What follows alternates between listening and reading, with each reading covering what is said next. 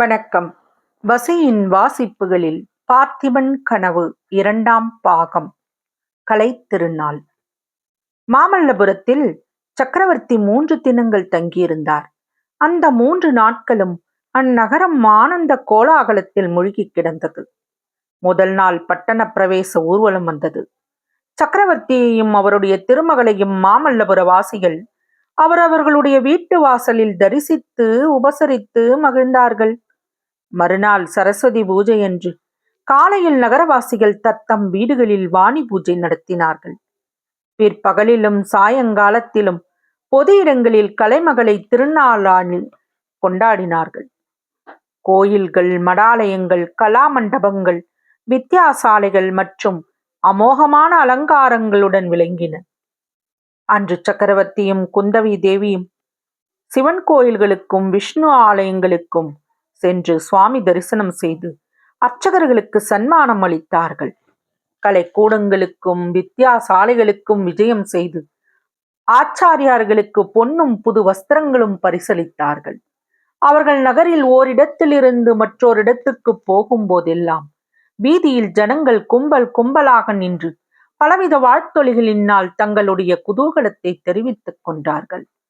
ஆனால் மாமல்லபுர வாசிகளுடைய குதூகலத்தின் முழு அளவையும் மறுநாள் விஜயதசமி அன்று தான் பார்க்கக்கூடியதாக இருந்தது. அன்று திருவிழா நகருக்கு வெளியே நடந்தது.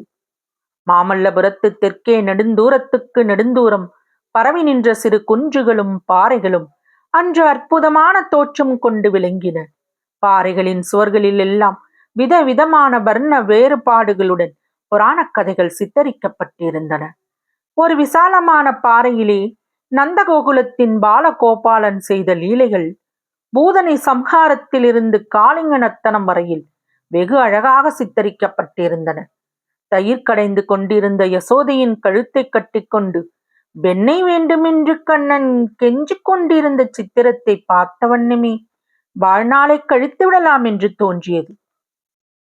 இரு பிளவாக பிளந்திருந்த இன்னொரு பாறையில் ஆகாச கங்கையை பூமிக்கு கொண்டு வருவதற்காக பகீரதன் கடுந்தவம் செய்த காட்சி சித்தரிக்கப்பட்டிருந்தது.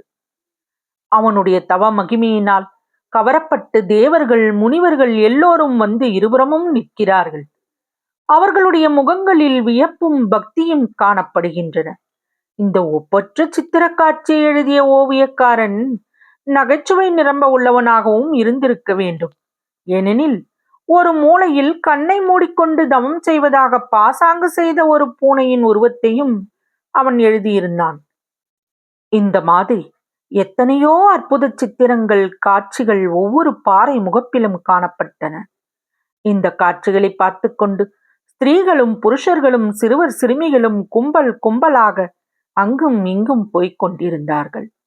அவர்கள் எல்லோரும் பட்டு பட்டாடைகளை அணிந்து திவ்ய ஆபரணங்களை பூண்டிருந்தார்கள். ஸ்திரீகள் கூந்தலில் மலர் சூடியிருந்தார்கள். புருஷர்கள் கழுத்தில் பூமாலைகளை அணிந்திருந்தார்கள். எங்கே பார்த்தாலும் ஒரே கோலாகலமாகவும் குதூகலமாகவும் இருந்தது. ஜனங்களின் குதூகலத்தை அதிகப்படுத்துவதற்கு சித்திர காட்சிகளை தவிர இன்னும் பல சாதனங்களும் அங்கே இருந்தன. ஆங்காங்கு வாழை மரங்களாலும் தோரணங்களாலும் அலங்கரிக்கப்பட்ட சிறு சிறு பந்தல்கள் காணப்பட்டன. அந்த பந்தல்களில் இசை விருந்துகள் நடந்து கொண்டிருந்தன. ஒரு பந்தலில் இருந்து வீணையின் ஒலி எழுந்தது. இன்னொரு பந்தலில் இருந்து குழலோசை வந்து கொண்டிருந்தது. வேறொரு பந்தலில் வேதியர்கள் சாமகானம் செய்து கொண்டிருந்தார்கள். மற்றொரு பந்தலில் ஒரு இசைப்புலவர் அப்பர் பெருமானின் தேவார பதிகங்களை கல்லும் கனிய பாடிக்கொண்டிருந்தார். ஜனங்கள் அவரவர்களுக்கு இஷ்டமான இடத்திலேயே போய் நின்று சித்திர காட்சிகளையும் இசை விருந்துகளையும் அனுபவித்துக் கொண்டிருந்தார்கள். ஆங்காங்கே அமைக்கப்பட்டிருந்த தண்ணீர் பந்தல்களிலும் கூட்டத்துக்கு குறைவில்லை. அவள் பொரியும் சர்க்கரையும் பானகமும் நீர்மோரும் வந்தவர்களுக்கெல்லாம் உபசரிப்புடன் வழங்கப்பட்டன. இவ்விதம் கண்ணு கெட்டிய தூரம் ஒரே ஜனச்சமுத்திரமாய் தோன்றியதாயினும் அந்த ஜனத்திரள்களுக்கு மத்தியில் ஓரிடத்தில் மிகவும் நெருங்கிய ஜனக்கூட்டம் காணப்பட்டது. இக்கூட்டம் ஒரே இடத்தில் நிலைத்து நில்லாமல் போய்க் கொண்டிருந்தது. அந்த காட்சியானது சிறு சிறு அலைகள் எழுந்து தொடர்ச்சியாக போய்க் கொண்டிருப்பது போல தோன்றியது. இந்த பெரிய அலைக்கு காரணமாக இருந்தவர்கள் சக்கரவர்த்தியும் அவருடைய செல்வ புதல்வியும்தான். நரசிம்மவர்மர் உயர்ந்த ஜாதி புரவி ஒன்றின் மேல் வீற்றிருந்தார். குந்தவி தேவியோ பக்கத்தில் இருந்தாள். இவர்களுக்கு முன்னாலும் பின்னாலும் கூட்டத்தை விலக்கி வழி செய்வதற்காக ஒரு சில வீரர்கள் மட்டுமே சென்றார்கள். அவர்களுக்கு சற்று முன்னால் சக்கரவர்த்தியின் வருகையை அறிவிப்பதற்காக ஒரு பெரிய ரிஷபத்தின் மேல் முரசு வைத்து அடித்துக் கொண்டு போனார்கள். ஜனத்திரளுக்கு இடையே சென்று கொண்டிருந்த இந்த ஊர்வலம் ஆங்காங்கு நின்று நின்று போக வேண்டியதாக இருந்தது. சித்திர காட்சியை பார்ப்பதற்காக சக்கரவர்த்தி நின்ற இடங்களில் எல்லாம் அவர் மேலும் குந்தவி தேவியின் மேலும் பூமாரி பொழிந்தார்கள். நறுமணம் பொருந்திய பனி நீரை இறைத்தார்கள். சந்தன குழம்பை அள்ளி தெளித்தார்கள். ஜெய விஜயீ பவ என்றும், தர்மராஜாதிராஜர் வாழ்க, திருபுவன சக்கரவர்த்தி வாழ்க, நரசிம்ம பல்லவரேந்திரர் வாழ்க, மாமல்ல மன்னர் வாழ்க என்று கோஷித்தார்கள். சக்கரவர்த்தி ஒவ்வொரு சித்திர காட்சியையும் விசேஷ சிரத்தையுடன் பார்வையிட்டு ஆங்காங்கு பயபக்தியுடன் நின்று கொண்டிருந்த ஓவியக்காரர்களிடமும் சிற்பக் கலைஞர்களிடம் தமது பாராட்டுதலை தெரிவித்துக் கொண்டு வந்தார். இவ்விதம் சுற்றி பார்த்து கொண்டு கடைசியாக ஊர்வலம் துர்க்கை ஆலயத்தண்டை வந்து சேர்ந்தது. இந்த துர்க்கை ஆலயம் மகேந்திரவர்மனின் காலத்திலே குன்றில் குடைந்து நிர்மாணித்தது. திருப்பணி வேலை இடையில் தடைப்பட்டு பூர்த்தியாகாமல் இருந்தது. அன்று நடந்த கோலாகலமான விழை கொண்டாட்டத்தில் இந்த துர்க்கை ஆலயம்தான் நடுநாயகமாக இருந்தது. அந்த பாறை கோயிலுக்கு எதிரே மிகவும் விஸ்தாரமான பந்தல் போடப்பட்டிருந்தது. அந்த பந்தலுக்கு உள்ளே இருந்து அண்ணாந்து பார்த்தால் அமாவாசை என்று நள்ளிரவில் துல்லியமான ஆகாயத்தை பார்க்கிறோமோ என்ற பிரமை உண்டாகும். அவ்விதம் பிரகாசமான நட்சத்திரங்களைப் போல ஜொலித்த எண்கோண பொட்டுக்கள் அமைந்த நீலப்பட்டாடையினால் மேல் விதானம் கட்டியிருந்தார்கள். பந்தலின் தூண்களில் விதவிதமான வர்ண பட்டாடைகளை சுற்றி இருந்தார்கள்.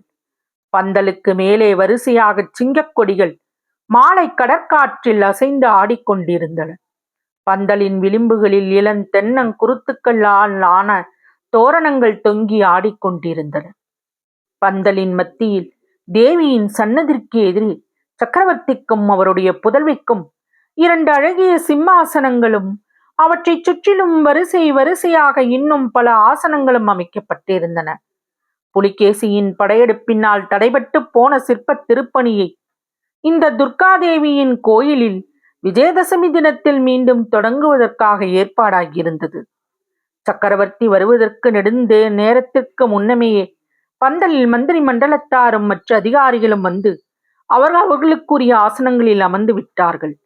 சக்கரவர்த்தியும் குந்தவி தேவியும் பந்தலுக்குள் வந்ததும் சபையினர் அனைவரும் எழுந்து நின்றதுடன் ஜெய கோஷங்களும் வாழ்த்தொலிகளும் வாத்திய முழக்கங்களும் வானை அளாவி எழுந்தன. தொடரும். வசியின் வாசிப்புகளை சப்ஸ்கிரைப் பண்ணுங்க, லைக் பண்ணுங்க, ஷேர் பண்ணுங்க, உங்க கருத்துக்களையும் கமெண்ட்ல பதிவு பண்ணுங்க. நன்றி.